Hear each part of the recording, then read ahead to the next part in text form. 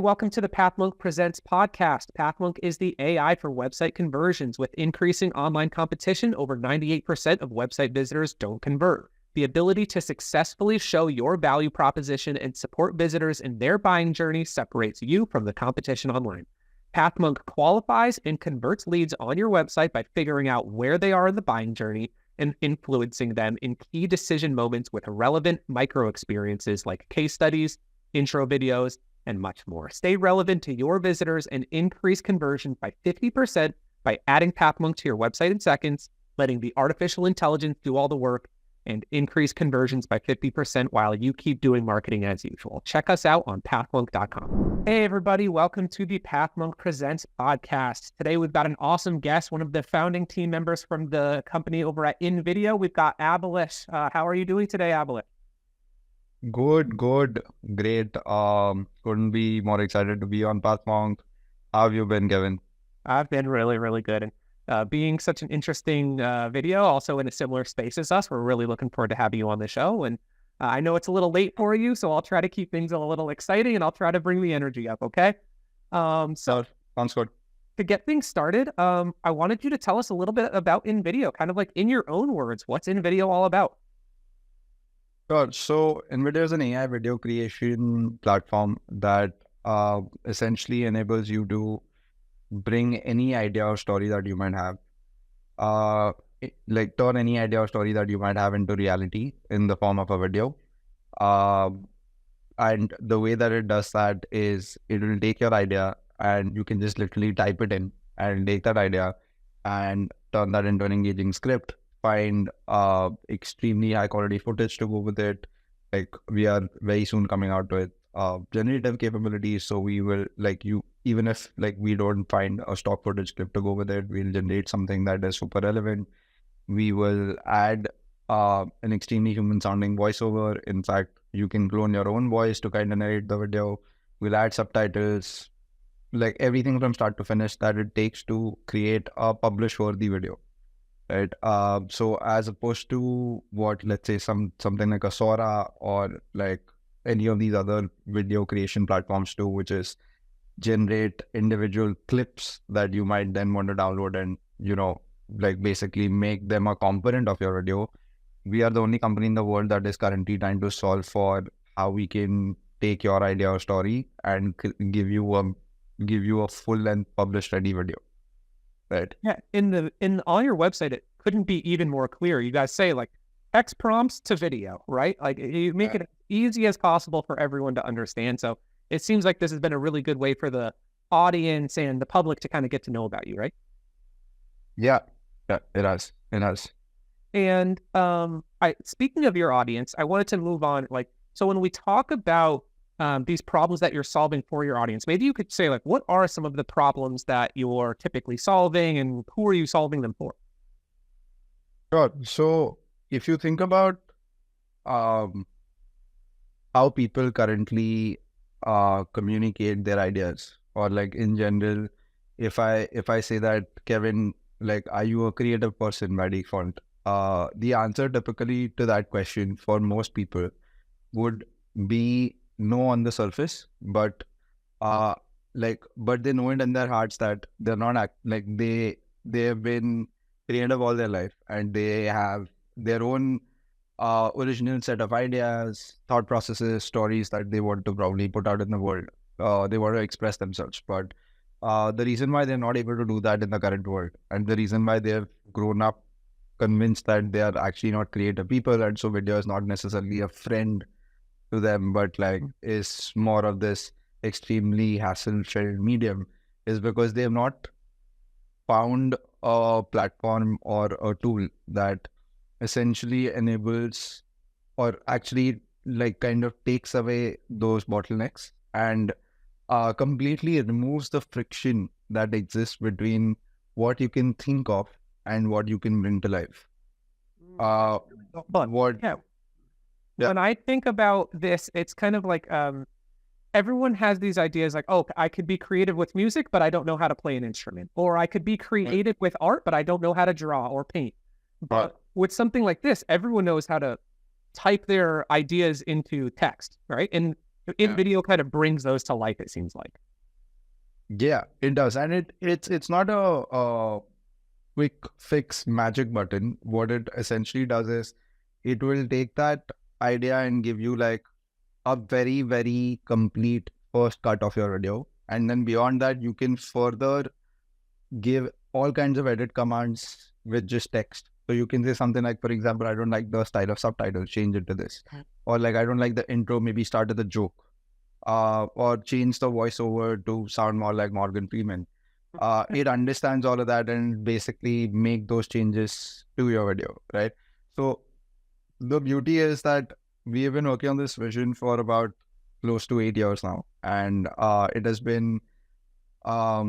we have never been as close as we are right now to actually solving this in a way where literally sky's the limit. There is no cap on what your idea should be or shouldn't be in terms of actually bringing it to life. So you could, like, the way that I like to think of this is that you could get, like, the best ideas come to you when you're least expecting them. So you could be driving to work, or you could basically be putting your baby to sleep and you have this idea about, like, you have this insight. It can just be an observation about life and you now want to bring that to life, right? Originally what you would do, the max that you would do with it is you would journal it and then park it somewhere. What we are saying is now you don't have to do that anymore. What you could literally do is open the InVideo AI app on your phone. We're available on iOS and Android. Type in the idea, give it like a little more context on the fact that, okay, for example, I want you to create a 1-minute YouTube video or a 1-minute YouTube short video about this topic. Please use examples to illustrate my point, and I want you to broadly cater to XYZ audience. So keep the tone of voice this way. And then just leave it at that, and it will do all of that heavy lifting. So by the time you've actually put your baby to sleep, you come back, it has the first cut ready. So you don't actually start with a clean slate. You literally hit the road running with like this beautiful visualization of your idea already in place. And then you can, like, your motivation to finish that and your motivation to workshop that. Yeah, I totally hear where you're coming from. Like, you have an idea, but you're busy, right? And 24 hours later, you're trying to remember that idea, but you can't. Like, it's difficult to pull that idea back. But if you had quickly just typed it in the prompt, just go back, see what the video was made by InVideo, remind yourself, and maybe just keep following up on that and improving it. That's really good. So not only a way to kind of express your creativity, but also maybe from a sales perspective, something that I wanted to do for this sales presentation, like write that into InVideo, and then 24 hours later, remind yourself, check back in with it. So I didn't think about all of the use cases. This is really creative. Yeah, I mean, I wouldn't necessarily use it as like a reminder system of sorts, but more on the lines, like, so it's not necessarily a substitute for journaling, right? But what it is a substitute for is, let's say, for example, now you've been running Pathmonk for a while now. You would probably have some learning about, maybe it can come at the end of this session, right? Wherein, like, at the end of this episode, you suddenly realize that one small thing that you were probably doing wrong earlier, and you might want to change that or fix that from the next session on. And it just came to you and you realize the significance that it has. Now you probably want to help other people who are doing podcasts. You're saying that, okay, like, this, I think, is like very overlooked, but it can make like a huge difference. Now you want to create a video about that because you just want to put that out. You probably want to put it up on your Instagram story for other people that follow you. It doesn't have to be a very long, arduous process. Most often than not, you will just drop that idea with respect to putting it out to the world, because packaging it and bringing it to life requires a decent amount of dedication of time, effort. It requires you to go through multiple iterations. It requires you to start from scratch. What I'm saying is that that's not necessarily true anymore. You can basically bring that idea to InVideo. We will do all of the heavy lifting. We basically put you in the director's seat. So imagine if you had an assistant and you were just like, or like let's say a video creator on your beck and call, and you just have to give him the idea and you have to brief him. So it's almost like picking up your phone and calling him and saying that, hey, I had this idea. I think this is how I'm looking at it being visualized. Can you like probably like work on this and like maybe like put together like the first cut of this so that, we can then pick it up from there. That's literally what InVideo AI will do for you, right? So that's basically how we are looking at it. That's really, yeah. When you said earlier about removing all of the friction, all of the barriers, this is it, right? Put yourself in the director's seat, get that as quickly as possible. I wanted to move on to the next question, talking a little bit about, because this is ultimately a podcast about growth and marketing, and I wanted to talk about your audience a little bit. So how does your audience typically find out about you? So we've been in the business for long, so we've got multiple channels that we have kind of nailed it at, right? We are probably one of the top 1% marketers in like multiple channels. So whether it is SEO, for example, whether it is performance marketing, Facebook ads, Google ads, or whether it is creator partnerships, for example, like we were one of the first people to start working with a lot of creators in a way where it made business sense to us. Like on every creator partnership that we did not actually end up losing money. We ended up we actually ended up making a profit, right? And that's still not something that a lot of brands are able to do. Most brands today spend on creator partnerships in a way where they look at top of the funnel awareness. They just want to basically get visibility, and they're very happy with doing that. We, on the other hand, are very frugal because like when we started doing this, we were very frugal as a startup, and like we still continue to like hold on to that thread. But yeah, like we started doing this somewhere in 2019, like before COVID, like before it blew up to be like the massive industry that it is today. And so yeah, like to answer your question, like those are some of the ways where those are some of the ways of how we find customers, and we've been able to do a fairly good job at it because we've got close to about 30 million users across 150 countries today. In million, congratulations. But staying on that creator partnership, let's say topic, which you guys have clearly done a really good job with. What role does the creator partnership play in terms of like your go-to-market strategy?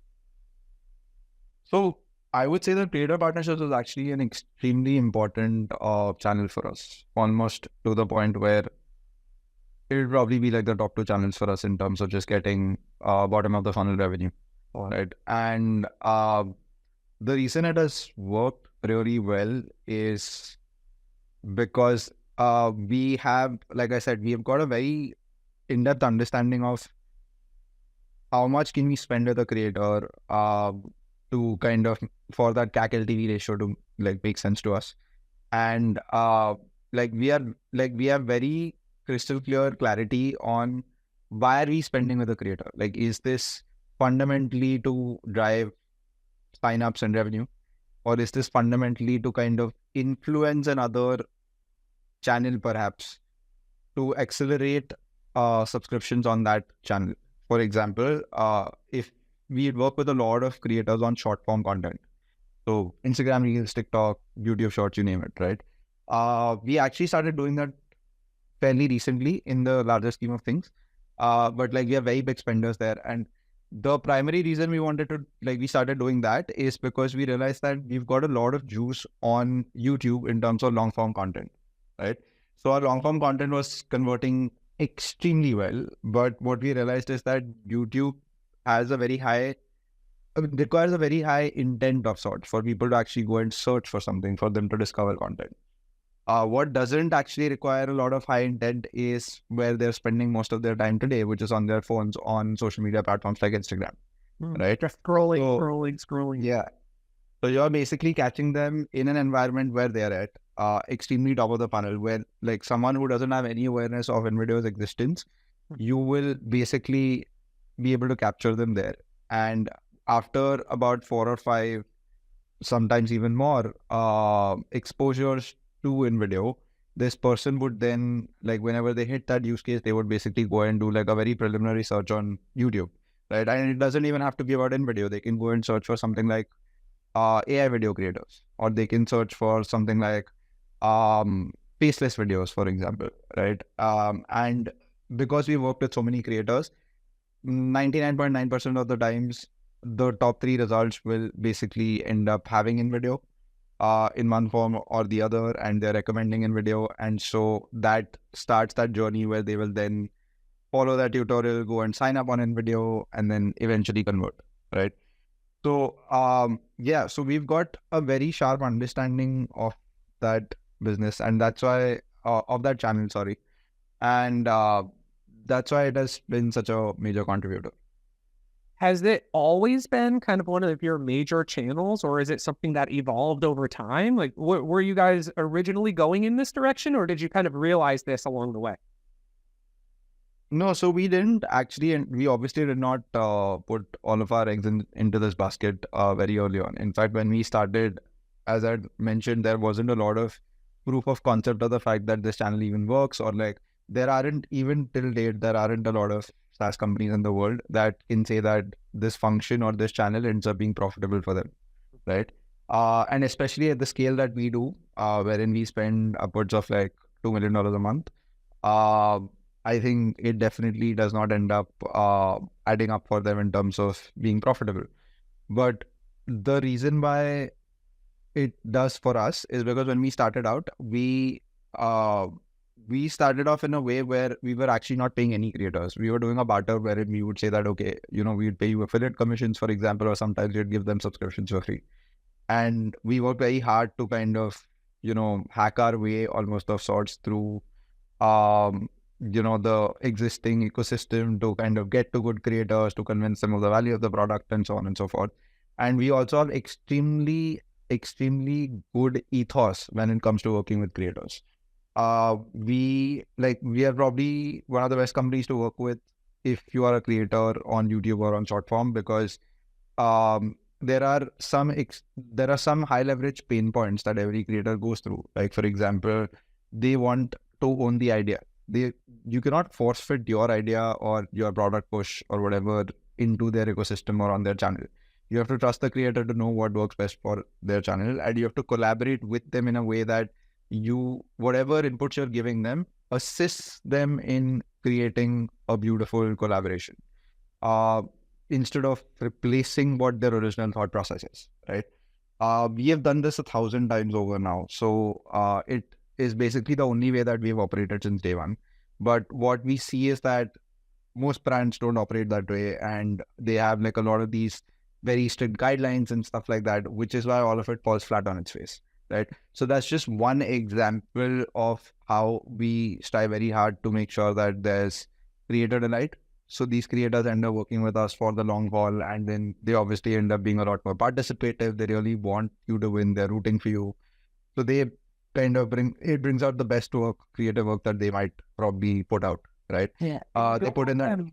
You don't want them just creating one piece and then moving on, right? You want them continuously utilizing InVideo as their go-to platform for continuously producing content. Yeah, I mean, they essentially end up working. They've been working with us for years now. So in any given month, we work with upwards of 500 creators. And like I said, we spend millions of dollars every month on creator partnerships alone, which is not the kind of scale that most SaaS companies would ever be comfortable getting to. But it took us a lot of time. We got there in about 6 years now. So yeah, Congratulations. How long the journey is. Thank you. But this also brings up another point, because clearly you guys are a bit different. Not every SaaS company can say that they're utilizing creator partnerships as one of their main channels, right? Right. So, as one of the brands that's kind of been doing this for a little while, what would you say are some of those key pillars that differentiate you as that top 1% when it comes to the creator partnership channel? Sure. So first things first, obviously the scale that I just told you about, wherein we spend the kind of money that we spend every month, while also still being profitable on that channel, right? So again, the CAC LTV math just adds up. So we note that net over the customer life cycle, over the lifespan of a customer, we will end up being profitable given the amount that they are spending on creator partnerships to acquire this customer. So those are two core fundamentals. I think very few brands sit at the intersection of that, but that's basically the tangible outcome. Let me actually get into some of the non-tangibles.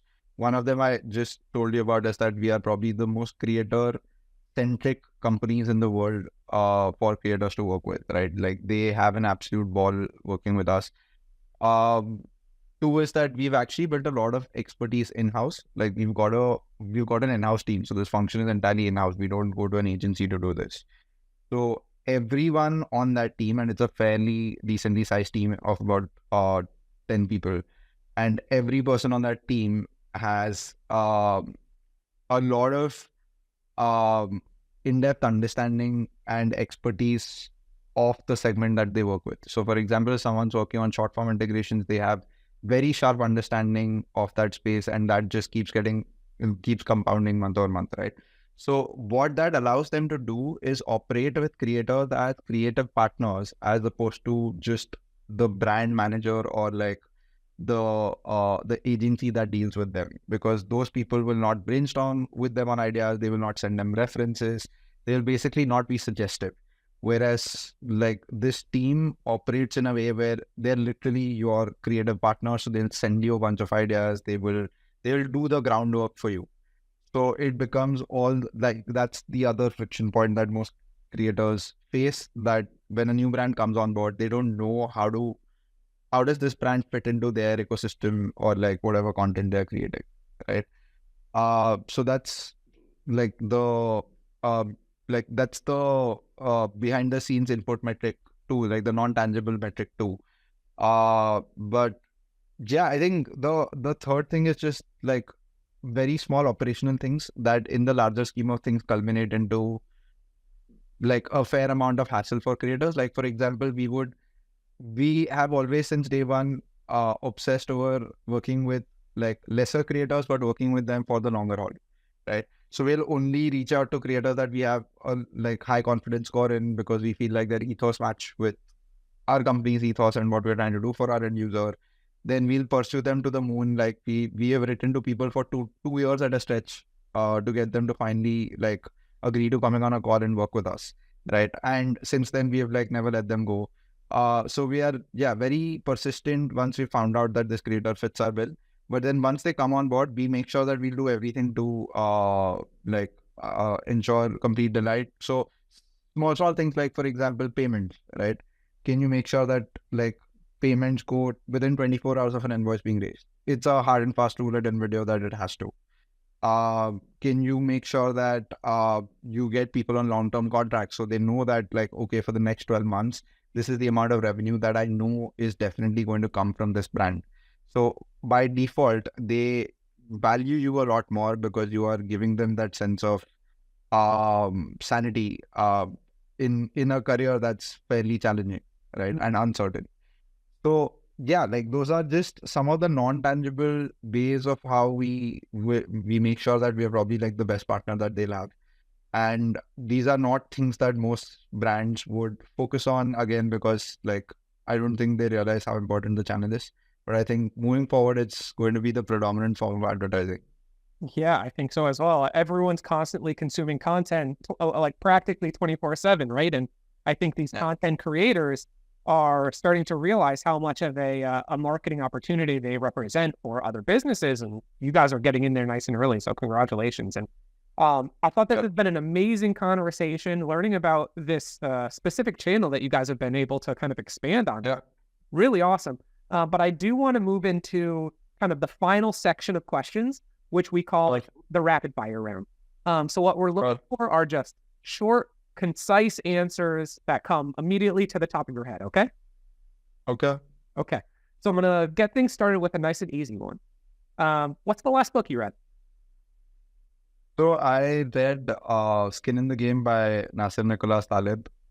It's a brilliant read. It's just something that I read on my flight back from the US to India, which is like a very long, arduous 16-hour flight. Ooh, awesome. Next one. What is one thing that you or your company is focused on at the moment most?